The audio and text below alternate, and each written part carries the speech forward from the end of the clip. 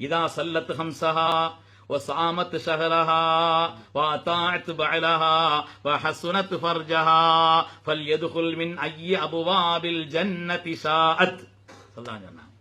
தாய்மார்களே, 4 காரியங்களை வாழ்க்கையில பேணுதலா செய்யுங்க.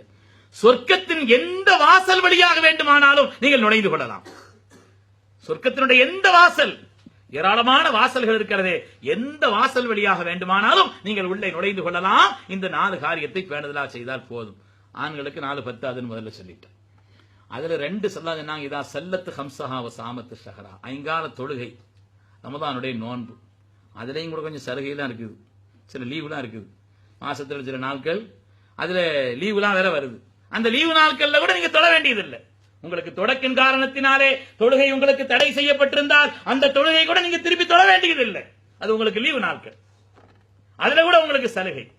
ரமதானிலே நோன்பினுடைய காலங்களிலே தொடக்க வந்து விட்டால் நோன்பை விட வேண்டும், ஆனால் அதை திருப்பி கதா செய்யணும். அதனுடைய நுட்பங்கள் காரணங்கள் எல்லாம் மார்க்கம் சொல்கிறது. இது 2 விஷயம். அது அல்லாஹ்வுக்கு செய்ய வேண்டிய கடமைகளிலே கவனம். இது 2. 3வது சொன்னாங்க கணவனுக்கு கட்டுப்பட்டு வாழ வேண்டும். கணவனுக்கு கட்டுப்பட்டு வாழ்ற அதுல கிடைக்கக்கூடிய நிலைப்பாடு இருக்கிறதே, உங்களுடைய எல்லா உயர்ந்த தன்மைகளுக்கும் அது காரணம். நசீபா என்று ஒரு பெண்மணி, கண்மணி முஹம்மது ரசூலுல்லாஹி ஸல்லல்லாஹு அலைஹி வஸல்லம், யா ரசூலல்லாஹ் ரஹபர் ரிஜாலு பில் உஜூர், ஆண்களுக்கு தானே நிறைய நன்மைகள் கிடைக்குது நாயகமே. அன்னை நசீபா ரலியல்லாஹு அன்ஹா கேட்கிறார், ரஹபர் ரிஜாலு பில் உஜூர், ஆண்களுக்கு தானே நிறைய நன்மைகள் கிடைக்கிறது. யஷ்ஹதூனல் ஜும்ஆ வல் ஜமாஆத்தி வல் ஜிஹாதி ஃபீ சபீலில்லாஹ், ஜும்ஆவுடைய தொழுகை அவர்களுக்கு தான் கடமை, எங்களுக்கு ஜும்ஆ இல்ல. ஜமாஅத்தினுடைய தொழுகை அவர்களுக்கு தான் விதியாக்கப்பட்டிருக்கிறது, எங்களுக்கு இல்லை. அதேபோல் ஜனாசாவுடைய தொழுகை ஷுஹூதுல் ஜனாயிஸ், ஜனாசாவுடைய பங்கேற்பது அவர்களுக்கு தான், ஆண்களுக்கு தான். இதுபோல ஆண்களுக்கு கிடைக்கக்கூடிய நன்மைகளாக பட்டியலிட்டு சொல்கிறார்கள். இதுல நன்மை, ஜும்மா நன்மை அவங்களுக்கு தான் கிடைக்குது, ஜமாஅத்தினுடைய தொழுகை அதனுடைய ஃபதீலத் அவங்களுக்கு தான் கிடைக்குது, ஜனாசாவில் பங்கேற்பது ஆண்களுக்கு தான் கடமை, எங்களுக்கு அந்த வாய்ப்பு இல்லையே நாயகமே. அப்படியானால் நன்மைகளிலே ஆண்கள் முந்துகிறார்களே. ஸல்லல்லாஹு அலைஹி வஸல்லம் அந்த கேள்வியை பாராட்டினார். மார்க்க பக்தி உள்ள, இறையச்சம் உள்ள, அல்லாஹ்வுடைய நெருக்கத்தையும் நேசத்தையும் பெற வேண்டும் என்று தேட்டமுள்ள பெண் அந்த கேள்வியை பாராட்டி சஹாபிகள்கிட்ட சொன்னாங்க.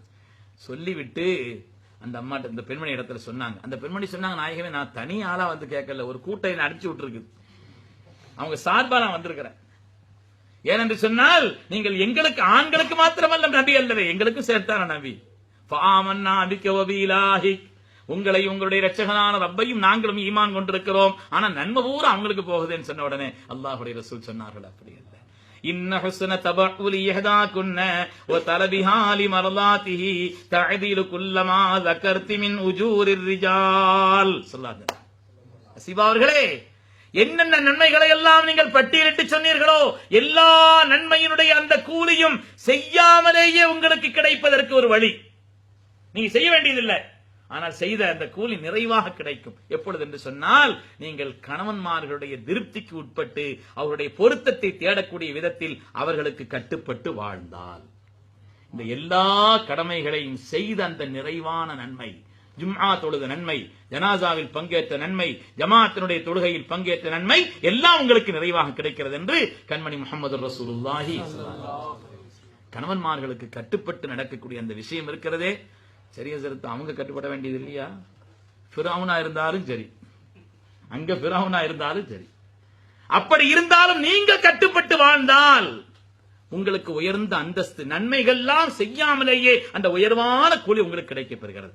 4இல் 3வதாக ஸல்லல்லாஹு அலைஹி வஸல்லம் சொன்னாங்க, வாதாஅத்து பாலஹா, கணவனுக்கு கட்டுப்பட்டு வாழ்வது. 4வது சொன்னார்கள், வஹஸ்னத்து ஃபர்ஜஹா, கற்பை பேணி வாழ்வது. கற்பை பேணி வாழ்வது. கணவர் இல்லாத நேரத்தில், ஊரில் இல்லாத நிலையிலே, அவர் எங்கேயாவது வெளியே சென்றிருந்த போதும் கூட கற்பை பேணி வாழக்கூடிய பரிசுத்தமான ஒரு பெண், அதற்கு அல்லாஹ் தஆலா கொடுக்கக்கூடிய கூலி இருக்கிறதே, சொர்க்கத்தின் எல்லா வாசல்களையும் உங்களுக்காக திறந்து வைத்து விட்டான். எந்த வாசல் வழியாக வேண்டுமானாலும் நீங்கள் உள்ளே நுழைந்து கொள்ளலாம் என்று கண்மணி முஹம்மது ரசூலுல்லாஹி